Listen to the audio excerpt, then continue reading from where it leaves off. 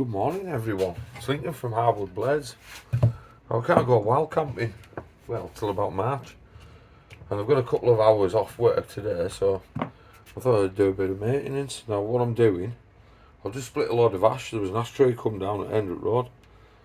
So I split a load, so I just sort of sharpen this axe here. And what I'm doing, I normally use like my grinder and stuff like Waterstones and that, but they're expensive. So what I thought I'd do is just show people how to sharpen them on a budget. So what I've done, I bought a sanding pad. Now these are only about £2, maybe £3. I can't remember when I bought this. I bought it like maybe a year ago. So what I normally do, is I sharpen it with all the like different grits. So what I normally do is start with a 120 grit. You can buy these rolls in like painting supplies. To tell you the truth, the price are pretty decent. Right then, so I'll start with that one, 120. That's if it's got like some big dings in it or out like that. But this one isn't so bad, so I've gone straight onto the 400 grit. So you cut a piece, clamp it all in, and then give it a little spray with WD. Now when you sharpen, if you start the back of the bevel and come ever so slightly, like tilty, a few circles, tilty, tilty, tilty, till you get to the very edge. So let's have a go. I'll just steady away. Start the back of the bevel. And sometimes it helps if you take, there's like a transition there. If you take that out slightly, so it's like, not like a real obtuse angle, it's like more fine and blends into the rest of the axe. I'll just steady away. So I'm starting at the back. I'll steady away like, no rush, no panic. Sometimes I like doing this, I find it very therapeutic. You know, I say just putting a few passes over the grinder. Also, if you're grinding, well, it's alright, I don't mind doing it. But if you do a few passes of the grinder, always stick it in some water. Because the last thing you want to do is overheat the blade, because that ruins the temper of the blade. Makes them soft. I'll start there, working round. Now, if you start with a heavier grit, you'll get like a scratch pattern going. So what you want to do is like keep going on the finer grit till the scratch pattern's gone, and carry on. Right, so that's coming towards the edge now. If you go around, as you get towards the edge, you can't really feel it on some fine wet and dry, you'll start getting a burr form. As soon as you get a burr formed, spin the axe over and repeat the process on the other side. Now this axe being a double bit, what I like doing, I keep one of the edges slightly fatter, if that makes sense, for splitting, and the other side of the edge slightly thinner, and I'll use that for like taking trees down, bit of limbing, stuff like that. Alright then, that's coming towards the edge now.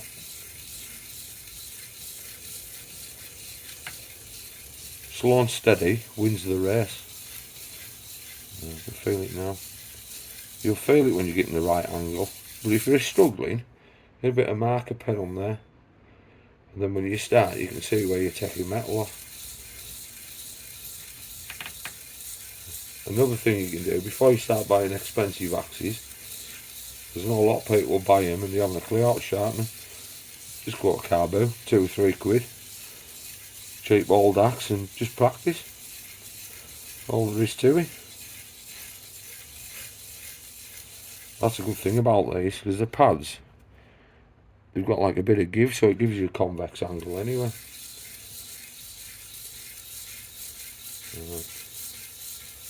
That's another thing. You have a look at that. That's the old metal being taken off. So you know you're on a winner then.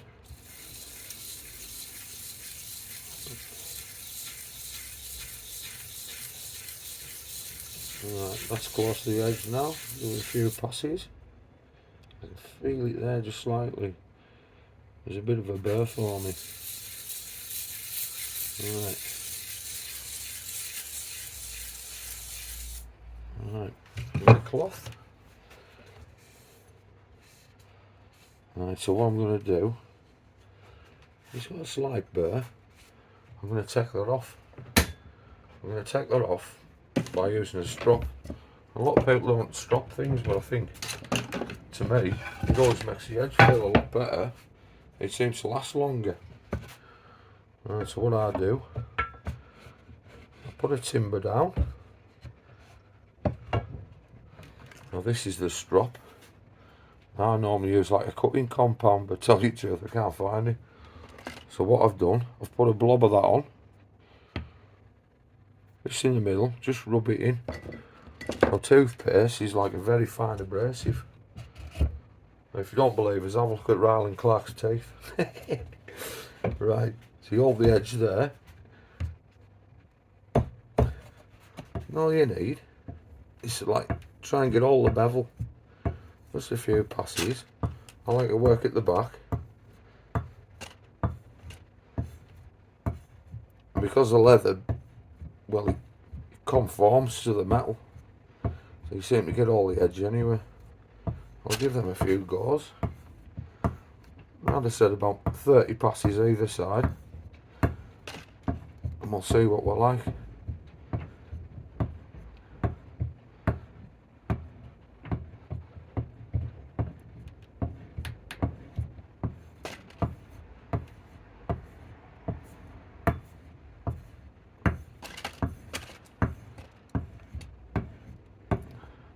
Tell you the truth, it smells a bit better toothpaste. Right, there we go.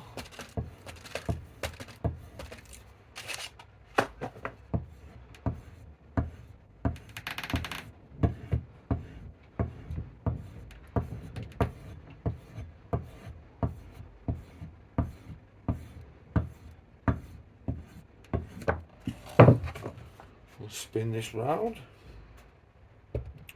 That's the thing as well, if you're ever sharpening these and you leave them like that, always try and put a cloth over it, because the last thing you want to do is walk into it.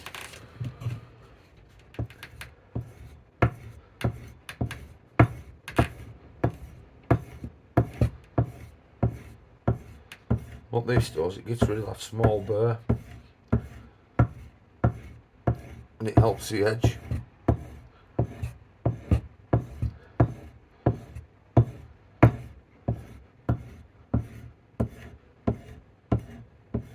You could go mental with this, you could go up to like 1,000 grit, 2,000 grit if you wanted. I normally only got about 600, I reckon it's right enough for me. Right enough for anything, to tell you the truth. Right then. There we go. Right, that burr's gone. Can find a bit of paper.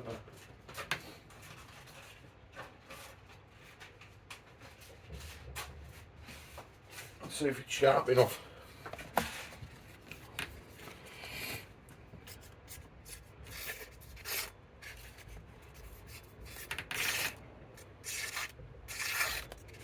It's sharp enough to me.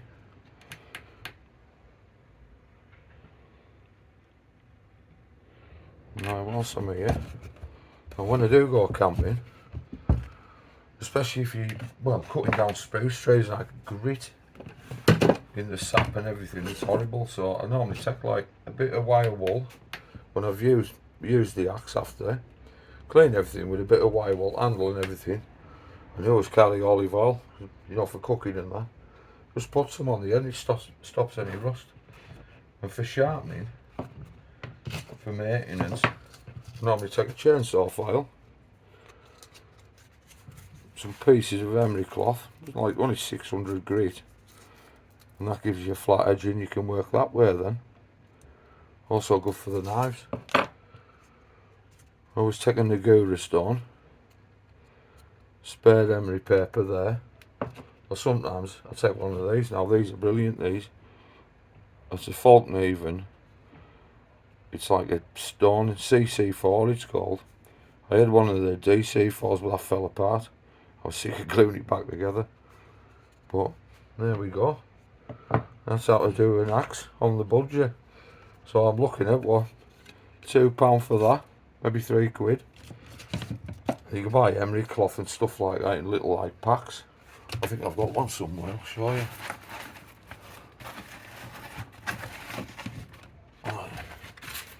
There we go. Sorted wet and dry paper. 180, 240, 320, and I think I bought that at a bargain shop and it was about £2. And for the price of it, well, £5 for a sharpening setup. And if you haven't got a strop, use a leather belt. And don't forget the toothpaste. Right then, I'll catch you later. If anyone found this interesting or out like that, just give us a comment and we'll see how we get on.